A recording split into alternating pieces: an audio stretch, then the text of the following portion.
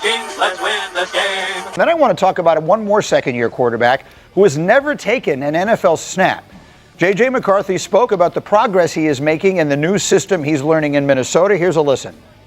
I would sum it up to, just more and more comfortable in this system, just attacking the process of the pre-snap, the cadences, knowing where everyone's at. And, something I really wanted to work on was just those layered balls and being able to find my touch again. And I feel like I made some significant strides with that part of my game. And, at the end of the day, I feel like we're getting, 2% better every single day. And that's all that matters.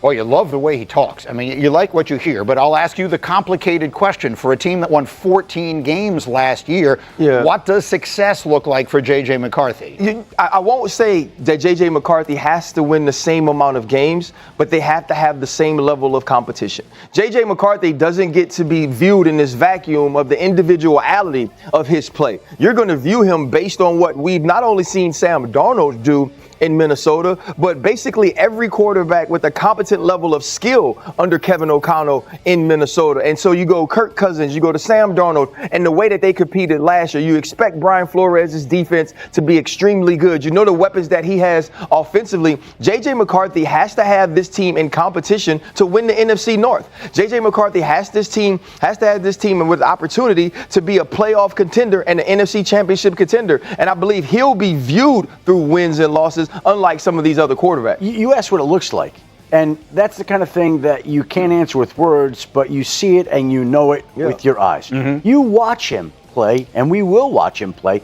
and you can see this guy is going to be a big-time quarterback or he's not. And I can tell you the feeling within the organization is he is. That's how they feel about this guy. They feel like he is getting it. He's picking up the offense. You heard J.J. McCarthy himself say he's getting 2% better every day. Well, if he's getting 2% better every day, he should be 100% by the third week of the season, if my math is accurate. That would put him at 100%.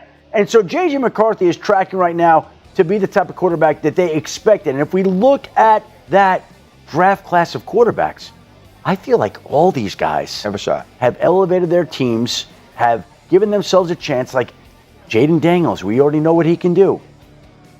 Bo Nix has been fantastic. Drake May showing signs. Michael Penix looked like the real deal. We're still waiting on Caleb Williams, but we believe the talent is there, and Ben Johnson's going to elevate. J.J. McCarthy's the only one from that draft class that we didn't see at all last year due to his meniscus injury, but I can tell you that the feeling within the organization is one of supreme confidence. 1983 is the most famous quarterback class of all time. 3 Hall of Famers. Obviously, we're a long way from seeing what this group is, but they do seem to be off to a very good start. How about it, Neek? I mean, life isn't fair, right? So putting expectations on a player who has never played in a game, it may not be fair, but I guess football isn't always fair. Right, yeah, and I think RC made the most salient point about this is that these other guys are being compared to franchises that were desperate for a quarterback, so they're kind of happy to have their quarterbacks, and they know that first season was good, and they're not expecting championship caliber stuff. That's not what the Vikings were dealing with. That's not what their fans are accustomed to. That's not what their coaches are accustomed to, or the guys on the team are accustomed to. There's a different level of pressure on J.J. McCarthy, especially since even in college, as good as he was, we didn't view that Michigan offense as one that was carried by the greatness of J.J. McCarthy. He was more like a clutch player making the important plays at the important moments. It's really hard to play football in the NFL without a quarterback that all the pressure is going to be on them. So we'll find out how good he is really soon and how he reacts to the adversity. Yeah, I think like this was an either-or situation for the Minnesota Vikings. You had Sam Darnold and the opportunity to sign him after he showed you how well he could play under Kevin O'Connell. If you're in Washington, you're like, I think Jaden Daniels is better than Taylor Heineke. Right. And then if you're in Atlanta, you're like, we probably got a better guy than Desmond Ridder. Right. And so like you go through all of these things. If you're Drake May, you're like, he's probably better than Mac Jones was. That's not the situation that J.J. McCarthy walks into. There are a lot of similarities, though, to what Mahomes did, right? Sitting out basically the entire first season with a coach that everybody says is unbelievable with quarterbacks. Look at the weapons that Mahomes had, right? He had Kelsey in his prime. He had Tyreek Hill. And J.J. McCarthy has that. And they were drafted right around the same place. Right? I think they were both 10 and 9. 10th pick in the draft or whatever. Very similar numbers. 10 and 9. It was right around the same thing. Now, again, it sounds ridiculous. So am I comparing him to Patrick Mahomes? Obviously not. But I mean, there are a lot of the building blocks that seem as though they're similar. I think that's also why there's so much pressure on J.J. McCarthy. You've seen these things take place, and you've seen high-level play from those quarterbacks and those offenses. You look at Bo Nix, he's stepping in right behind Russell Wilson. We know that didn't work out with Sean Payton. Obviously, Jaden Daniels comes with an entirely new regime. That's not what's happening for J.J. McCarthy, and that's why the expectations will be higher. And we all know expectations are the biggest breeding grounds for disappointment. If you're a Vikings fan who feels the tension every time our defense takes the field, especially at the cornerback position, then brace yourself for the news that's been buzzing around the halls of Egan. It looks like Minnesota might finally close the gap that's been haunting us for seasons. Picture the impact of adding not just talent, but a name that carries legacy and experience in its blood. I'm talking about Asante Samuel Jr., son of the legend Asante Samuel Sr., is the missing piece in the Vikings puzzle. At only 25 years old and already boasting a career with 176 tackles and 6 interceptions in just 4 seasons with the Chargers, this guy brings more than just skills. He brings a fresh breath of air to a unit that's been our Achilles heel. However, our team hasn't been shy about trying solutions. With the arrival of Isaiah Rodgers and Jeff Okudah, there have been attempts to bolster this group. Rodgers, who missed the 2023 season due to a suspension, and Okudah, who still hasn't shown his full potential since being a first-round draft pick, are high-risk bets. On the other hand, Byron Murphy and Mekhi Blackmon offer some stability, with Murphy recently signing a contract extension and Blackmon returning from an anterior cruciate ligament injury. But the real question is, will they be enough? Bringing in Samuel Jr. wouldn't just boost this group, it would elevate the entire defense. His shutdown ability is undeniable and could be the key to turning our secondary into one of the most feared in the league.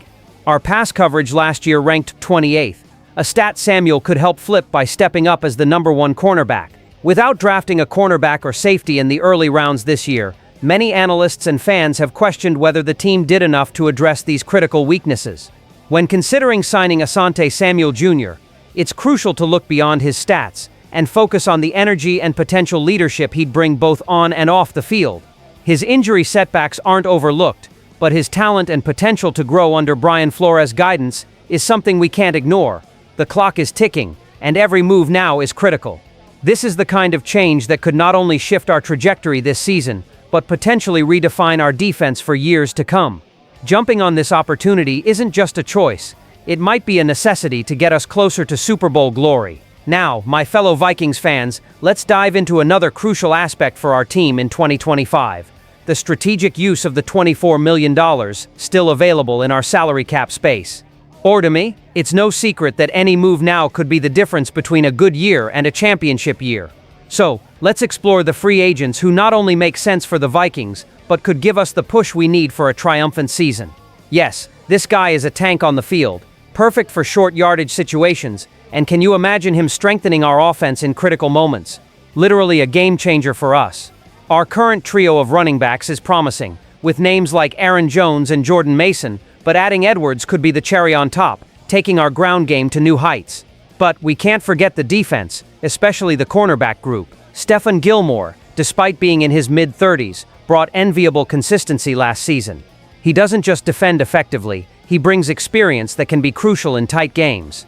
His field awareness, especially in zone coverage, could be exactly what we need to stabilize our pass defense. Considering an injury to one of our starters could put us in a tough spot, Gilmore would be a kind of insurance that could keep us competitive. And finally, let's not forget the quarterback position. With Sam Howell still trying to find his place and showing a less than stellar preseason, Carson Wentz's experience could be a trump card. While Wentz has had his ups and downs, his ability to lead and his tactical knowledge are still valuable. He could be the mentor Howell needs, or if necessary, step in if Howell doesn't develop as hoped. Wentz isn't just a backup, he could become a key piece if called upon. All these potential additions aren't just about bringing in talent, but about integrating wisdom, experience, and the ability to perform under pressure into our team.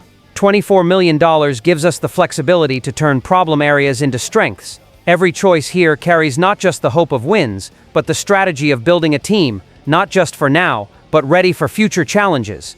And speaking of the future, get ready, because what we can take from this analysis is an even more exciting picture of how we'll face the challenges and opportunities of this fast-approaching season. So, what's the Vikings' next move? Curious? Me too. And while we analyze every possibility, watching each piece of this chess game move, let's take a moment to reflect on the impact of this news for the Vikings. Adding talents like Asante Samuel Jr. and Gilmore, plus the potential security that Gus Edwards and Carson Wentz would bring, isn't just about improving stats, it's about creating an atmosphere of confidence, knowing that every Sunday, every game is a new chance to show we're unstoppable. Imagine the difference in our defense with these additions, the solidity in our offense with more reliable options in the backfield. Now I ask, what do these signing opportunities mean to you, the fan? How do you feel seeing these possibilities unfold before our eyes? So, let's keep that energy going. Share this video, drop a comment, and hit that subscribe button for all the latest Vikings updates. Stay tuned, SKOL Vikings, let's go!